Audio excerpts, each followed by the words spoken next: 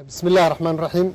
waxaan joognaa xaruntii dawladda xafiiska ra'iisul wasaaraha waxa soo dhamaaday oo aan hadda ka soo baxnay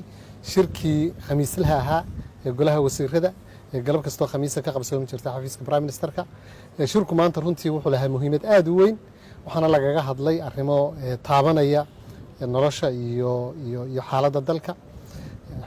shirka oo shir gudoominayay ra'iisul wasaaraha jamhuuriyadda federaalka Soomaaliya injineer Maxamed Xuseen Roble xubnaha golaha wasiiraduna ay si buuxda uga soo wada qayb galeen waxa lagaga wada hadlay dardargelinta doorashada way ogtihiin doorashadii way jiitantay muddo soo socotay sanatarkii ugu horeeyay waxa la doortay July 29keedii ilaa haddana doorashadii way socotaa runtii arrintaas goluhu maanta aad isla soo qaaday ra'iisul wasaaruhuna ku tirtirsiyay in la dedejiyo doorashada xaaladdu waxa weeye doorashadu jiitankeedu wuxuu keenay arrimo badan wuxuu saameeyay dhaqaalihii wuxuu saameeyay noloshii dadka wuxuu saameeyay maalgashigii wuxuu saameeyay deeqii caalamiga ah wuxuu saameeyay shaqadii maalinlaha ahayd ee dawladda oo dadkii qof walba wuxuu leeyahay doorashan aadaya iyo mashquul baan ahay iyo hawl baa lagu jiraa marka si arrimahaas oo dhan looga baxo golaha wasiiradu galabta wuxuu gudoomiyay in la dardargeliyo doorashada qaranka sida ugu fiicanna ay u dhacdo waxa kale oo ra'iisul wasaaruhu uga warbixiyay xubnaha golaha wasiirada madaxda shirkeedii uu qabsoomi doono 27 bisha waa loo diray tigidadii iyo diyaaradihii iyo hawsha dhan waa la isku dibiriday 27 bisha halkan isugu imanayaan madaxdii madasha qaranku si loo dardargeliyo doorashada isla markaana loo sameeyo waqtiga ay ku eg tahay iyo deadline-ka si shacabka Soomaaliyeed ay u ogaadaan waqtiga doorashada ay dhamaan doonto arrimaha doorashada oo inagu raftay maanta goluhu aad buu ku dheeraaday qodobkaas buu ahaa qodobka labaad ee maanta uu ka hadlay golaha wasiirada lagaga hadlay waxay ahayd oo aad u muhiim ahayd amniga waa lafdhabarta dalka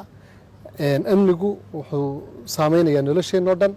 amnigu waxa weeye lafdhabarta qarannimada sidaa daraadeed ra'iisul wasaaraha iyo golaha wasiiradu waxay isla garteen in la dardargeliyo amniga maadaama lagu jiro xilli doorasho oo aad u adag xilliga doorashada iyadoo mar walba waajib tahay in amniga kor loo qaado haddana waxa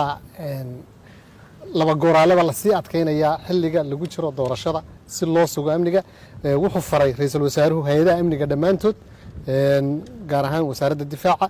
wasaaradda gaashaandhigga wasaaradda amniga hay'adaha amniga in ay shaqadooda amniga ay laban si ay inoogu dhacdo doorasho ammaana oo codeeyaha iyo musharaxiinta iyo dadweynuhuba ay u galaan doorasho nabad qaba doorasho fiican xaaladda dalkana gacan bira loogu qabto arrinta amniga runtii iyadana aad baa loogu dheeraaday waa qodobkii labaad ee laga hadlay waxa kale oo maanta la isla soo qaaday oo aad u muhiim ahayd abaaraha oo xaalad adag lagu jiro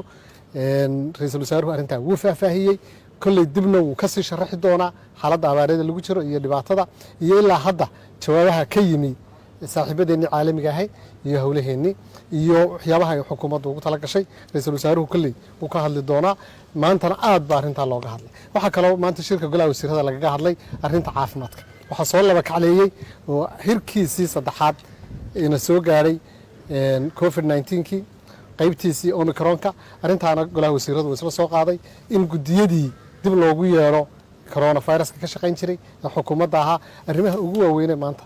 shirka golaha wasiirada lagaga hadlay taasay ahayd xooggooduna wuxuu ku dhacayay arrimaha siyaasadda doorashada madasha shirka iyo qabanqaabadeeda ee la isu imanaya si loo helo deadline-ka doorashada iyo arrimaha amniga oo runtii dhammaanteen ina taabanaya intaasaa shirkii golaha wasiirada maanta lagaga hadlay waana mahadsantihiin